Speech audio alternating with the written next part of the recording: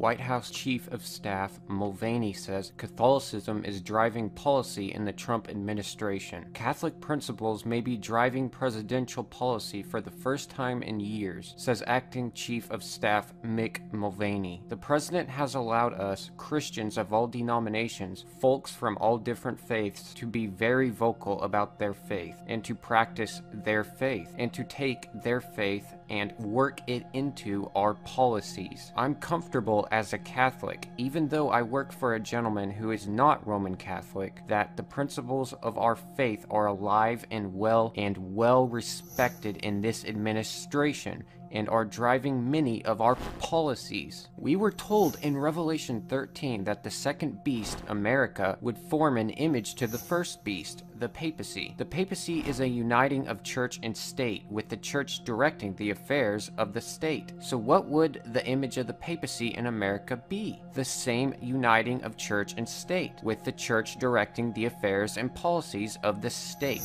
Does Rome have power in America? Yes. See this photo of Trump flanked by Roman Catholic priests. In order for the United States to form an image of the beast, the religious power must so control the civil government that the authority of the state will also be employed by the church to accomplish her own ends. And what is the plan of the religious leaders? To enforce the mark of the beast, the Sunday rest law, in honor of their false Trinity God. And whether Trump holds the presidency or not matters little, because Satan has already put the church-state system in place in America. The final step is for this image of the beast to receive power to speak and cause the world to bow to its worldly authority. But the only authority we bow to in religious matters is Jesus Christ. Jesus said, "My kingdom is not of this world." John 18 verse 36. Friends, please don't be deceived into following these so-called Christian leaders. The reason the majority will end up with the mark, name, or number of the beast is because they follow man instead of Christ. But the true people of God follow the Son of God alone and are not defiled with the fallen churches of Babylon. Revelation 14 verse 4. Please make sure to check out Who is Antichrist page, America and Bible Prophecy, The Mark of the Beast, Is the Trinity Biblical, and What is the Image of the Beast? Thank you for listening.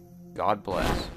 And he exerciseth all the power of the first beast before him, and causeth the earth and them that dwell therein to worship the first beast, whose deadly wound was healed.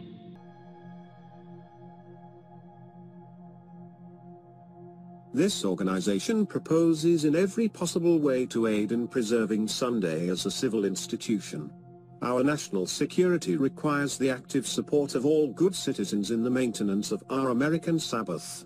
Sunday laws must be enforced.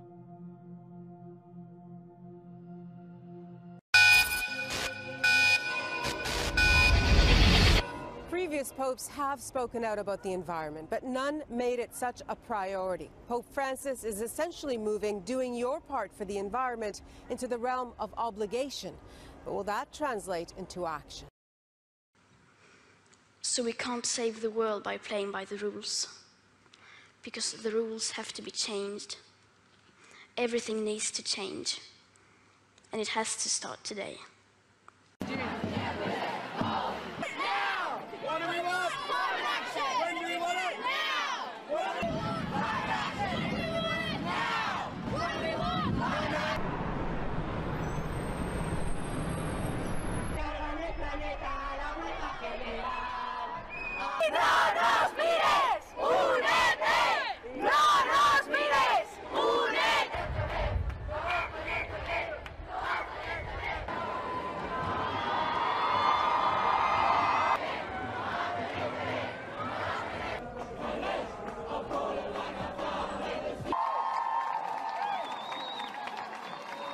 Hallo alle zusammen. When do we want it? Now! Do something drastic!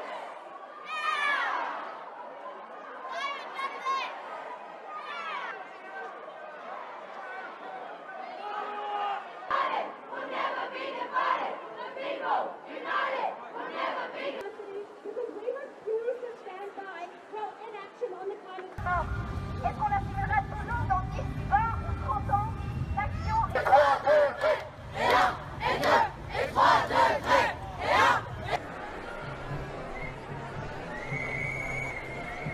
The Prime Minister was telling me in the meeting we just had that climate change corresponds to the battle of our lives from the point of view of Fiji and the Pacific. As Secretary General of the United Nations, I have many battles, but I have no doubt to say that as a grandfather, this is also the battle of my life. And we absolutely need political will, a much stronger political will, to be able to reverse this trend and to be able to rescue our planet. And nowhere better than in the Pacific, we feel the moral obligation to do so, to rally the whole international community for this objective. The moral obligation, the moral obligation. This is the defining issue of our time. That's why I'm for climate action. I am for climate action. I'm for climate action. I'm for climate action. I'm for climate action. I'm for climate action. I'm for climate action. Are you?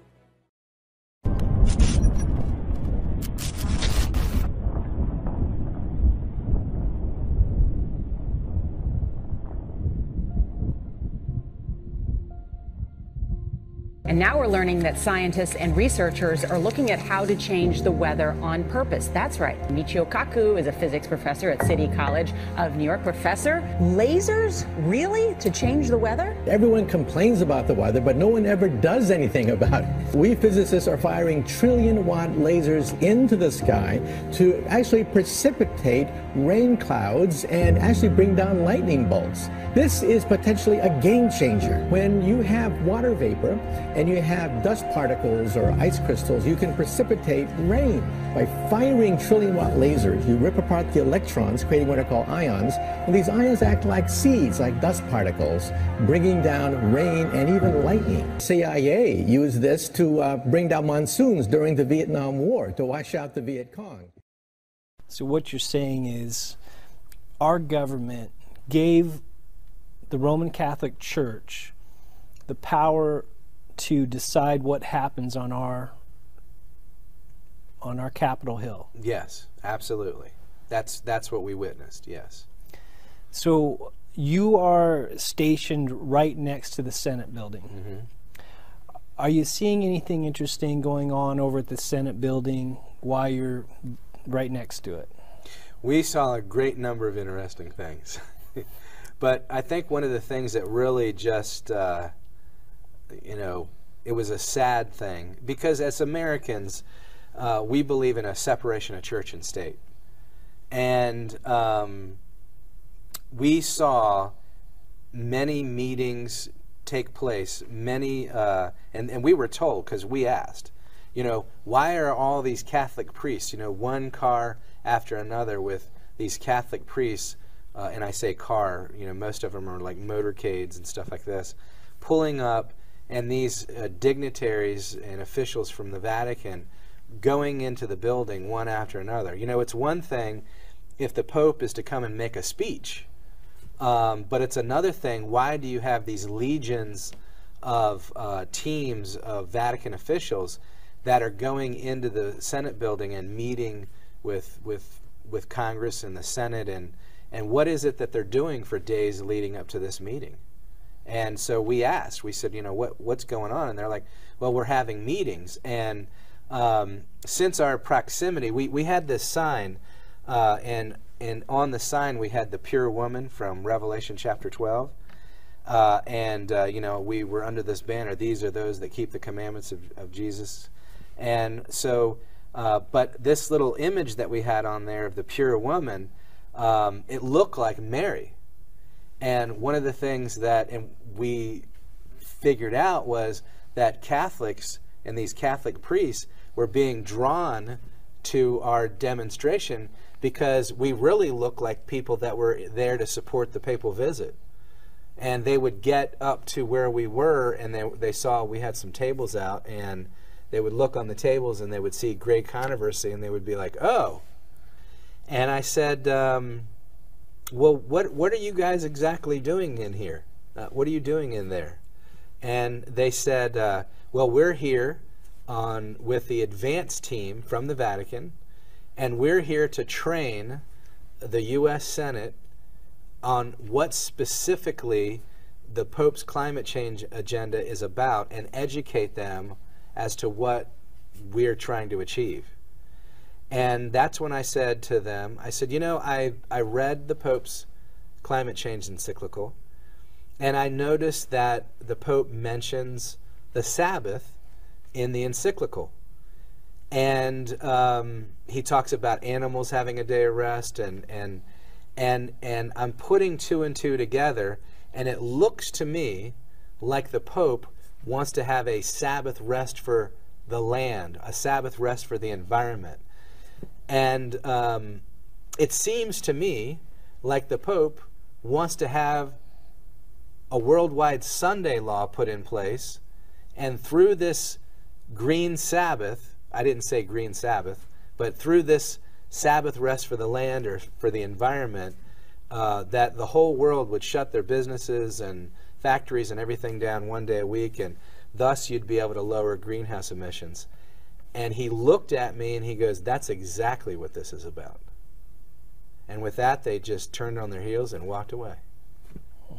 You're seeing the papacy and you're going into the Senate House, and what you're finding out is they are basically laying the groundwork for a Sunday law. That's correct. But using this as, you know, who wants everything to be polluted, right? Nobody wants pollution. Nobody wants our rivers and streams polluted or anything like that. And so what they're trying to do in the guise of being environmentalists is to say, hey, we need to help rebuild society. We need to heal the land and all this kind of stuff. And the best way we can do it is by having a green Sabbath. Tell me a little bit about the people's reaction. You were able to kind of pose some questions. First question is, do you believe that climate change is man-made? I definitely believe that man has played a significant role in it, yeah. Now, do you believe that climate change is man-made? I feel like it could be possible, yeah. Okay. I feel like we could play a role in it, yeah. Okay. Yeah. Do you believe that climate change is man-made? I believe that a great portion of it is man-made and that we have to do something about it. And one of the concepts would be to have mandatory forced closings on Sunday, so that not only could families spend time together, but that it would actually also lower greenhouse gases. Would you support something like that? Yeah, I guess I would. Yeah. You would? Yeah. Yeah, I definitely would. Let me ask you a question. Would you support a law that mandated that all factories and businesses and shopping centers and things like that be closed one day a week to reduce greenhouse gases around the world? I think I would have to know more of the details of it, but that certainly sounds like a good idea to me. I'm in favor of reducing climate change. So, would you feel comfortable that it would be that a law would be put in place making it the law of the land that this was mandatory? Would I feel comfortable? I guess, yeah. If it's going to help the climate change, then yeah, of course I'd be okay with it. And how would you support it if it was compulsory? In other words, if they mandated that everybody had to do it? Yes, I would. Okay. So even if it went against, say, their religious conscience, they would still have to abide by it? Okay. Okay. Okay. I mean, I think the environment is more important. I think that in terms of laws with fines, yeah, I think that some monetary penalty might be useful to enforce that. So if the Pope pushed for one day of the week, Sunday, to have a mandatory closure, would you be in support of that? On a Sunday? Sure, most businesses are closed anyway on a Sunday, so that would be the natural day that you would target if you were going to go down that path. Yeah. So if a decision was made to have all the pollution factories and all this kind of stuff shut down one day a week, what day of the week would you choose? Definitely Sunday, I think. Sunday. Now, if the thought was put out there that one day a week would be selected to let the land rest or let the environment rest, which is in the Pope's encyclical, what day of the week do you think that that would be? I would hope for Sunday. If you were going to pick a day when everything would have to be closed to lower greenhouse emissions, what day would it be? Sunday? A 1 day a week of rest for the environment, what day do you think would be chosen? Well, I think the natural choice would probably be Sunday.